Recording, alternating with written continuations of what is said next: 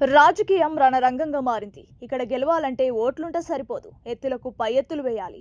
అవసరమైతే అధికారులతో ఆడుకోవాలి. అవును, ఇప్పుడు సరిగ్గా ఇదే జరుగుతోంది. చెక్‌మేట్. ప్రత్యర్థిని దెబ్బ కొట్టడానికి వేసిన ఆ ఒక్క స్కెచ్ ఇప్పుడు రాష్ట్ర రాజకీయాల్లో ప్రకంపనలు సృష్టిస్తోంది. గెలుపు గుర్రం అనుకున్న అభ్యర్థికి ఊహించని షాక్ తగిలింది.